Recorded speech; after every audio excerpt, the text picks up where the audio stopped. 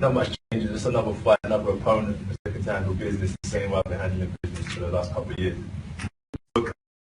The fans have submitted on Facebook and put it into our extra special guests here, Anthony Joshua and Charles Martin, who go head-to-head in a cracking world heavyweight title fight at the O2, just down the road, this Saturday night. Please leave your questions in the comments section, and if you're lucky, your question will be used, and the boys will be answering it. First of all, Anthony, 2 days to go until the dream moment, I guess. I suppose you have to look back to the Olympic gold medal fight, and now, years on, this is it, professionally for you, the moment. How excited?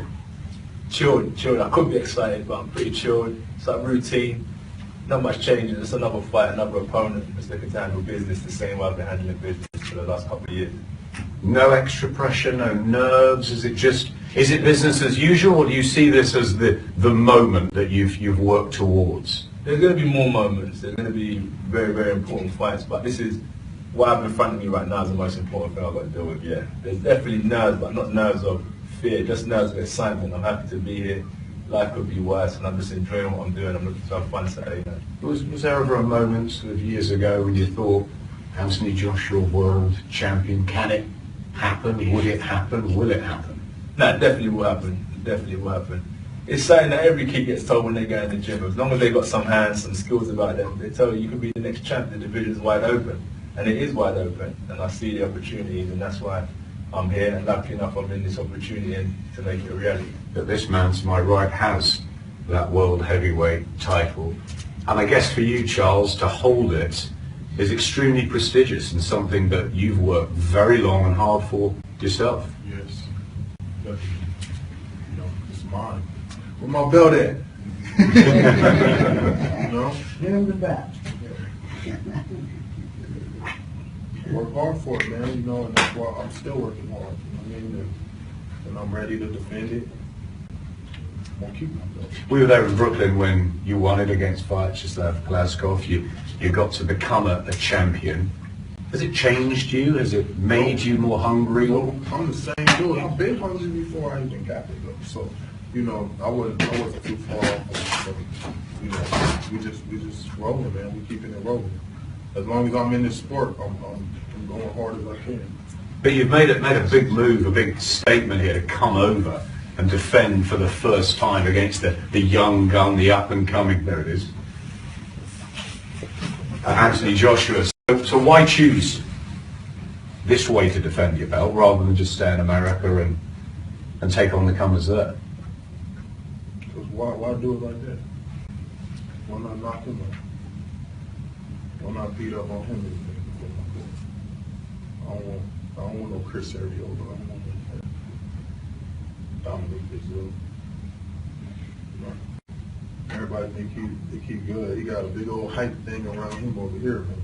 Dude got like almost 1 million followers and all that stuff. Yeah, everybody know about him. So because of that reputation and because he's the guy that people are talking about, you want to defend against the very best.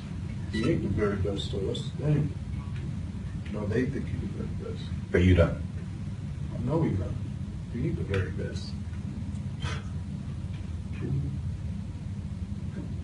You see weaknesses, enough weaknesses that makes you very confident that you've made the right decision to come to London? It ain't even that. I'm going to deal with what I see in front of me. That's how it works. When I see it, I'm going to say, okay, exactly. So when we get in the ring and we see it, that's what we go with. We got a question coming from Ray Myers. What goes through your head once your hands are wrapped and the gloves are on? First of all, Anthony. It's instructions. You just listen to the instructions given to you by a coach. You know what I mean? And then you recap on everything that you've been doing in camp. Little things, just like balance. How you're going to start the fight is always important. You mean as you start as you need to go on. And then you hear the instruction, you've got 1 minute left. Say your prayers and go and handle business. You always do that? Yeah, of course. How about you, Charles, on the day of the fight? Does it change as you get nearer and nearer fight time, and then the wraps, the gloves, the moment when they say there's 5 minutes to go? Yeah, just get ready. You know what I mean? Just get ready. Get ready to go out there. Key in, be ready. What went through your mind when you were walking in to fight for the world title, which is what Anthony's going to be doing in Brooklyn against Glasgow? What was that walk like? Was it different to others that you'd experienced before? I do it the same way every time. You know, you just don't change, man. That's one thing about I ain't gonna speak for all fighters, I'm gonna speak for me. One thing about me, I just keep doing what keep me comfortable. What get me ready. You know, that's what I do. But this time you're coming into the so-called AJ Fortress, 20,000 packed into the O2 Arena. It's something you're never going to have ever experienced. I have experienced that. I fought at the Madison Square Garden, packed. I fought at the Barclays, packed. And not only that, it's my fortress. What you mean? That thing, that first of all, the person who made it is American Indian. I mean, but forget all that, man. Forget all that. Anywhere I go, I'm just as comfortable as I'm in my own crib. You see what I'm saying? I don't care. You don't care, you're going to block out any booze, any... I ain't even got to block it out. It don't even matter. I ain't got to block it out because it don't matter. That's how real that is. We got one from Gareth Turner here. It's quite a spicy one. He says, the belt was handed to you in your last fight, but you never really had to fight for it. Can you seriously see yourself causing AJ any problems as this fight isn't going to go like your last one? What do you say to that? Nothing, because it don't matter. Okay. I'm not about to answer on no negativity. I'm spiritual. And I'm all about positive energy. Do you see it that you got the win, you got the belt, and you move on? Exactly. It's right here. I can touch it. You know, feel it. It's real. It's right here. World title. It's mine. You looking at that too at the moment? Or? Want a better look at it? Please with the injury. So I'm looking at mine's my opponent, opponent. and that's what I told him. It's the difference between IBF, which I credit And the Charles Martin fight. That's two different fights. we did that. So what I was saying is that the difference is that I'm not fighting the belt, I'm fighting Charles. And this is just the rewards, he knows that. It's just the reward that comes with fighting. And it's not that you win your belt and you stop and you enjoy your reward. You have a little rest the body, and you get back to training. It's light, it's simple. Well, we've got a question here coming in from Matthew Rice. So, if you win this, what's next? Little rest is important, and then I want to go again in July, if I can. It's at 3 months. And as I said, just be a force to be reckoned with. And we look at options. It's a wonderful division, isn't it? It's full of talent and unpredictability. The glamorous heavyweights have come again. Yeah, most definitely. We're woken up now. And, everyone has to fight everyone. In every division, everyone fights everyone. As I always say, from back in the day to the era before to the era now, we're all just coming together and making it happen. So what will happen after this? I'm not too sure exactly what opponent, because I haven't really looked that far. Because obviously this is the man I'm dealing with right now.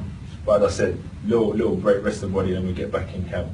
And then we go again, hopefully July. It's bubbling beautifully, the heavyweights, and especially in America with your compatriot Deontay Wilder. If you retain that belt, if it goes back with you to California on the plane on Sunday, what's next for you? A little wrestling back to it. Same again. Yeah, man. That's what you do. Vacation and back to it. That's what you do. The ambition is burning inside you for a long career, Charles, a long reign. It's just, I don't even be thinking like that, man. Like, when the fights get set up, and, you know, I just train, I go hard. Only thing I focus on is boxing, man. The boxing aspect of the game is all I focus on. I got a team to work out everything else. So all I'm doing is keying in on getting my training 100% every day. Training. Sam Johnson says to Anthony, do you believe that Martin can take your punches? And if you worried, are you worried if the fight goes to a decision that he's a technical boxer? I guess that's the the southpaw. And No. If he's fit, he'll be able to take the punches, but he won't be able to take so many of them. As the fight goes on, there's only so much punishment you can take. But of course, if he's fit, he'll be able to stand up for some time. And then I'm worried if it goes to a decision through the technicality of boxing skills, hell no. This is what I want to display, is a good boxing match. Despite the fact that most of your fights have gone quickly. Yeah. That's what I said, most people can't take it, but I said if he's fit, he'll be able to stand up. Biden was quite fit, he stood up to a few more punches, and this is the world champion. You know, he's the champ, so you have to give him credit. He's obviously got something about him, so he'll be able to handle business a bit better than the way I was fighting some journeymen and some ex-world title challengers. This is the champ, so he'll be able to withstand some of my punishment a bit better than other fighters. Charles, do you think you'll be able to take Anthony's power? Do you think you'll have seen or felt anything like it, either in sparring or in the 24 fights you've had so far? I don't even, no disrespect to you, but like, I ain't even gonna answer that question. But that's not even a relevant question for me to answer. Take his power. I don't care about his power. Okay. He gonna have to hit me first with it. That's the real thing. I'm not just gonna stand there in front of you and hold my hands up and let you punch and tee up.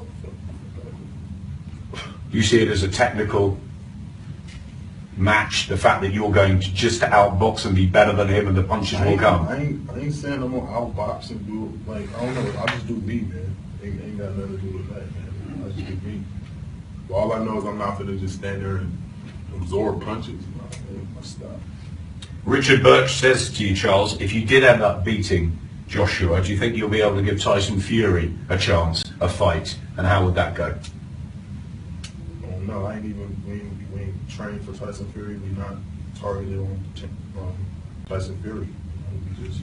We on agent right now. That's some other stuff. I don't know about For the future. Yeah, I don't know about it. Cam Davis says, what's the intensity of training been like for this fight compared to others? Say it again. What's the intensity of training for this camp? How's this camp been different? Has it been harder, more intense than previous? I mean, I can't really differentiate, different camps because I go hard in every camp. I put my all in every camp. But what I can say is we incorporated some strength conditioning in this camp. This is the first time, I actually did the strength conditioning part of it. Not that I do strength conditioning, but he's just on a world-class level. Gary Matthews. That's something new you've added. Yeah, a world-class. He knows the science behind the body and the how the body works, more balance, more strength, more power, and I'm feeling the difference. So we incorporated that, and that's the other thing that's different about this camp. But I always go 100%. Same to you, Anthony. What's been different about this training camp? Obviously, you've never fought a southpaw as a professional. You've never fought for a world title. It's a jump up in levels, in class. What's been different in the last few weeks? Most definitely, like, routine. Before it could be we're training at 4 o'clock or we're training at 7 o'clock. It's just random. I just know I dedicate my day to training. But now we've had just set times, which has been good, really important. And sparring, we're used to spar maybe 8 rounds, some on the bag. We've been sparring 14 rounds, 15 rounds. Blessed enough to have some handy southpaws in camp from 8 weeks ago right till Tuesday, which has been a blessing in itself. So certain things like what mistakes you were making on early shots that you can counter punch easier now.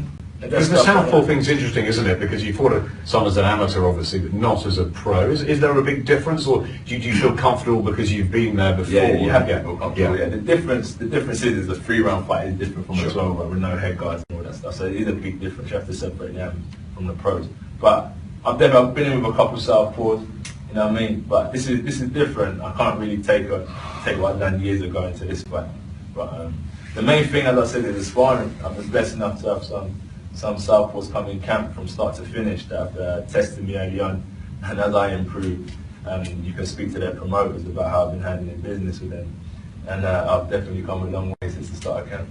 Boys, this has been interesting. A couple more. Ewan Morgan is asking, who are your boxing idols when you were growing up or in the last few years? Who have you really looked up to that's inspired you, Charles?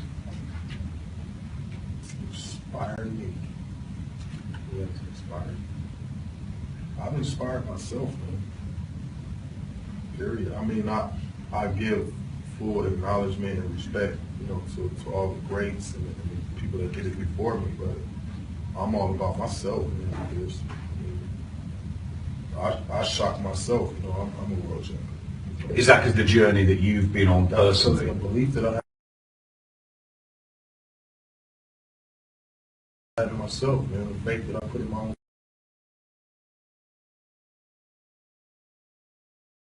self. You know what I'm saying? I did it myself. You know what I mean? So, you know, there's a lot of guys that I see when I first put on a pair of gloves, and I'm like, oh man, these guys, you know, Ali, Mike Tyson, all these guys, Lenny Lewis. They're all greats, you know, they were before me, Holyfield. But it's my time. You've chosen a path. Yeah, it's my time.